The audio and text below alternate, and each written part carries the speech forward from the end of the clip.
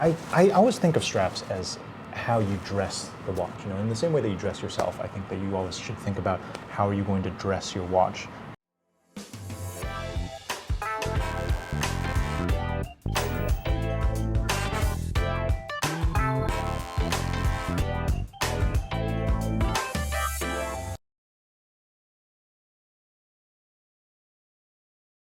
Obviously, it's nice to have straps that are matching with your outfit, just like your watch is matching with your outfit. And I wanted to point out a few things that I think about whenever I'm selecting straps. I mean, let's see, almost everything on the table, I put a custom strap on, right? Mm-hmm. So, materials that I really like, I'm quite a big fan of lizard on anything that's kind of vintage. You know, in the past, they used to use a lot of lizard, and I always think it's a great match with vintage watches, especially in the tan variety. The tan lizard comes out really beautifully. Black is not bad as well. Or if you don't want to use lizard and you want something a little more affordable, calf is always great. You look for like embossed calves, right? So like the Centre, this is on an embossed calf in tan. I wanted it to be a little bit more casual so I could wear this with jeans, so I also did a contrast stitch on that. Mm-hmm. And same with this 4178, right? That's a tan lizard with a contrast stitch. So I almost never wear these with suits, but I wear them a lot with sport coats, I wear them a lot with suits. But do you find yourself like constantly changing straps, or are you more like, okay, this is my idea, like how this watch should look, I'm going to pair it with this strap, and it stays there for, I don't know, like a year or two? I actually try not to change my straps too much, also because I want to reduce the wear and tear on the lugs of the watches. And plus, I guess like I have enough watches that it's like if I need a white metal with a blue strap or a white metal with a brown strap, I probably have like 2 watches, one in blue and one in brown. Okay. I think shades of blue are always fun to play with. You know, navy alligator is probably one of the most versatile possible straps you could own.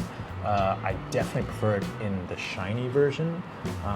Everyone gets a little scared of like the shiny alligator, like, oh, it's really obvious with what, but actually in the navy, it's more subtle, and B, any glossy alligator strap does go matte after a while anyways. So, you know, as you age it does become both more beautiful and also more subtle. But you know, beyond like navy alligator, like I used goat skin for this because it came in just the right shade of this sort of like pale blue, well, not even pale blue, like a slate blue, and it goes nice on the Patek white metal with like the opaline dial. Alternatively, like this 96 is on a silk strap, so that's navy silk that we use. It's the same silk we use actually for our Drake's ties, and I like this sort of old fabric strap but with a vintage watch like that. I think gold skin's definitely a favorite of mine, just because of how hard wearing it is. Like it actually feels quite supple as well. So I think it's a great material to use for straps. Yeah. I mean, the other benefit of goat skin is it comes in a lot of colors. It comes in a lot of colors, which I love.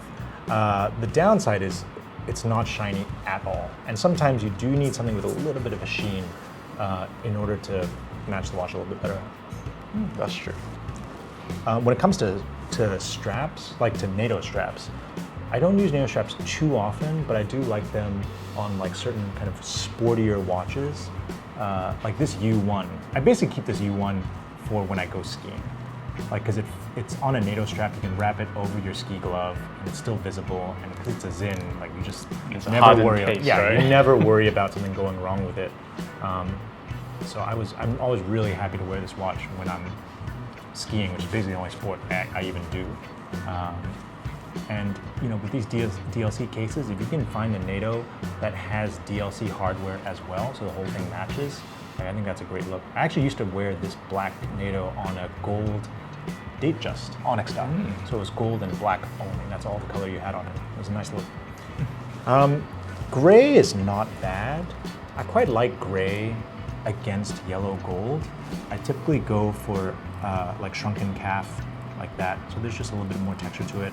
And you know, in this case, like I picked this gray because also it picks up a little bit of the white gold on the Cartier dial as well.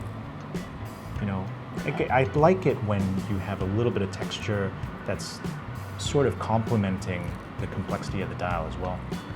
I think that's a good tip, because I always struggle to find a good strap pairing for, say, like a yellow gold case with, you know, like an opaline dial.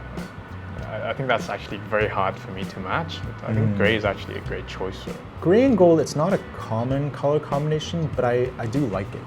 In fact, it's a really hard color combination to find in clothing. So whenever I see a fabric that has gray and gold, I try to pick it up for myself and just sock it away until one day I can make it up.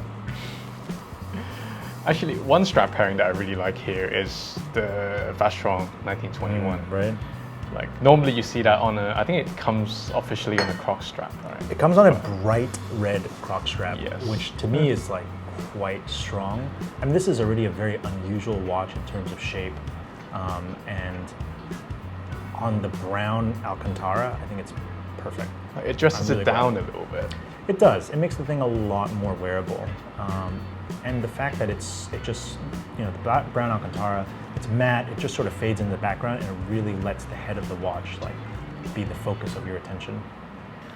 Maybe a bit of a tougher question for you. What strap pairing would you recommend for this watch? When I first pick up the watch, I'm looking at it. First, I'm looking for what are all the colors that are in the watch that you can work with, right? So the blue is the obvious one, and you have two shades of blue. You have the lighter blue in the center, you have the darker shade of blue on the edge.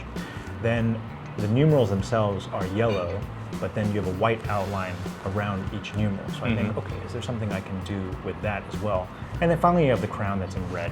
And then it's like, if you want to do, you could put a red strap on here and it would be interesting. It wouldn't be for me, but I think it would be a good looking thing as well, maybe on the right person. Yeah. Someone said that. I think it would look like a French flag. It would look like a French flag, you're right. I like this combination a lot. I think the gray is very appropriate against the white metal. I like the fact that it's a dark enough gray that it sets itself off of the white metal as well.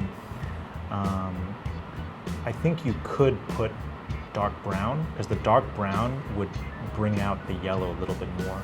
Like on your THC version of the Centre, the yellow is just about visible, and I would love to see that be a little bit more obvious. And I think when you surround that with a little bit more yellow or brown, then the yellow will come out a little bit more. It'll feel a little bit more obvious to the benefit of the entire watch.